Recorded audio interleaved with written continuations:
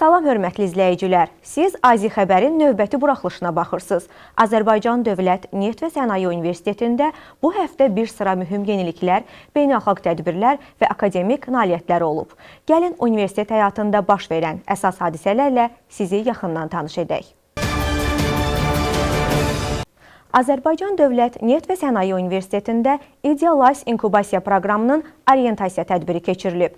Tədbirdə İnnovasiya və Rəqəmsal İnkişaf Agentliyinin layihə meneceri Camal Ağayev və layihə meneceri Nigar Davud çıxış edərək inkubasiya proqramının əhəmiyyətindən danışıb, proqram haqqında ümumi məlumat veriblər. Rəqəmsallaşdırma Departamentinin Startup və Texnoloji Transfer Ofisinin müdiri Əhməd Əhmədzadə rəqəmsallaşma və startup ekosistemi mövzusunda çıxış edərək ölkədə innovasiya ekosisteminin inkişaf istiqamətlərinə toxunub.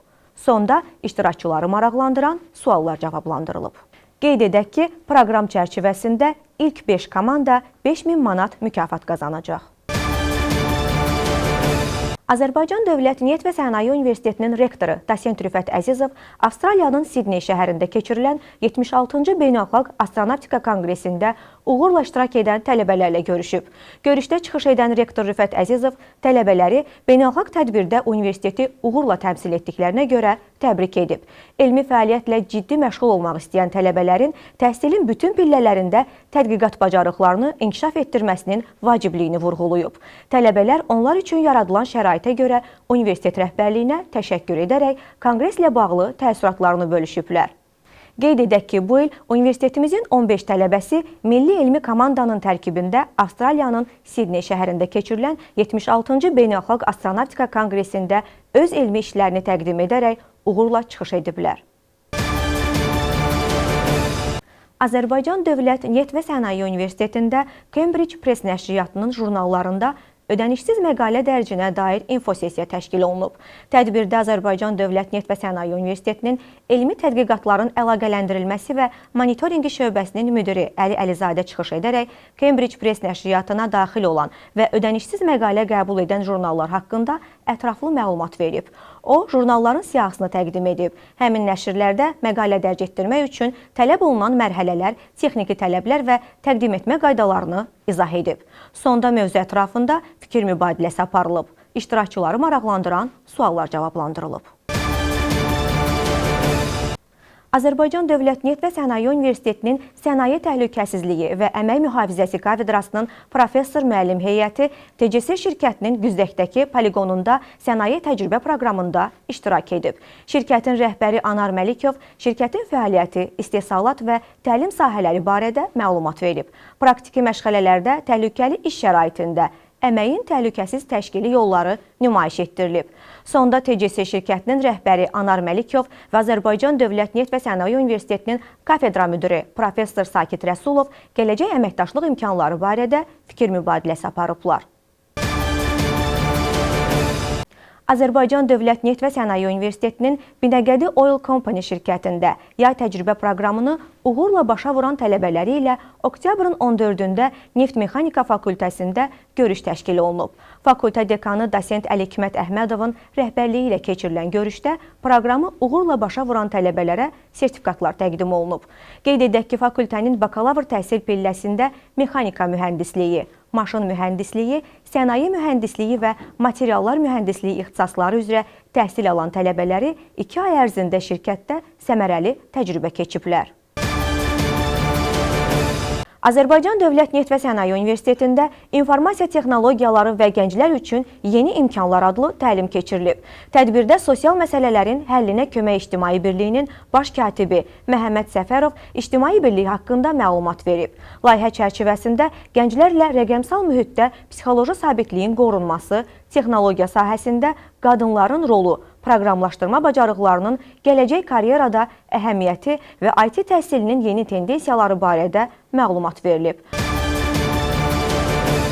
Azərbaycan Dövlət Neft və Sənaye Universitetinin Rəqəmsallaşdırma Departamentinin Startup və Texnoloji Transfer Ofisinin müdiri, baş müəllim Əhməd Əhmədzadə Bolqarıstanda keçirilən ICAI 2025 beynəlxalq konfransında iştirak edib. Konferansda o, sənaye parklarında tətbiq üçün nəzərdə tutulan innovativ mobil robotun modelləşdirilməsinə dair məqalə ilə çıxış edib.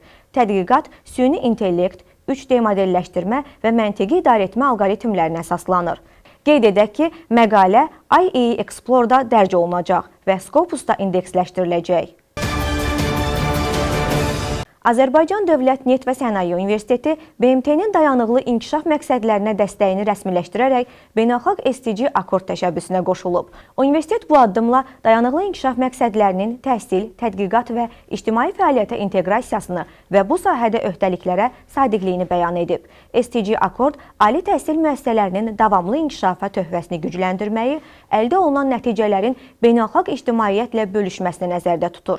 Azərbaycan Dövlət Neft və Sənaye Universitetinin rəhbərliyi bu çərçivədə dayanıqlı inkişaf məqsədlərinin tədrisə inteqrasiyası, maarifləndirmə tədbirləri və beynəlxalq əməkdaşlıqların genişləndirilməsi istiqamətində fəaliyyət göstərəcək. Azərbaycan Dövlət Neft və Sənaye Universitetinin nəzdində fəaliyyət göstərən Azərbaycan Fransız Universitetinin Neft və Qaz Mühəndisliyi ixtisasının məzunu Pərvin Hacıyeva Ada Lovelace Akademiyasının açılış tədbirində Şimal dənizi qaz sahələrində PVT və duzluluq analizi ilə qabaqcıl data vizualizasiyası mövzusunda tədqiqatını təqdim edib. Onun işi universitet professorları və 50-dən çox şirkət nümayəndəsinin diqqətini çəkib. Tədbir akademik əlaqələrin qurulması və rəy alınması üçün önəmli platforma olub. Azərbaycan Dövlət Neft və Sənaye Universitetində Azad Mirzəcanzadə İnkişaf Proqramının 3-cü dalğasının məlumat sessiyası təşkil edilib. İnfosessiyada proqramın direktoru Leyla Seyidzadə iştirakçılara proqramın məqsədi, qoşulma şərtləri, qalibləri, mərhələləri və gənclərə təqdim etdiyi imkanlar barədə ətraflı məlumat verib. Qeyd edək ki, Azad Mirzəcanzadə İnkişaf Proqramı Azərbaycanın müxtəlif bölgələrindən olan gənclərin liderlik, innovasiya və layihə idarəçiliyi bacarıqlarını inkişaf etdirməyə yönəlmiş bir təşəbbüsdür. Proqram iştirakçılara öz ideyalarını reallaşdırmaq, sosial və texnoloji layihələr yaratmaq imkanı yaradır. Azərbaycan Dövlət Neft və Sənaye Universitetində Təhsilin İnkişafı Fondu tərəfindən təqaüd proqramı iştirakçıları üçün CV və motivasiya məktubu yazmaq mövzusunda təlim sessiyası keçirilib. Təlim Elmi və Təhsil Nazirliyi yanında İctimai Şuranın katibi Günay Əkbərova tərəfindən aparılıb. Sessiyada tələbələrə CV-nin düzgün tərtib edilməsi, motivasiya məktubunun yazılma qaydaları və bu sənədlərin karyera inkişafında rolu barədə ətraflı məlumat verilib.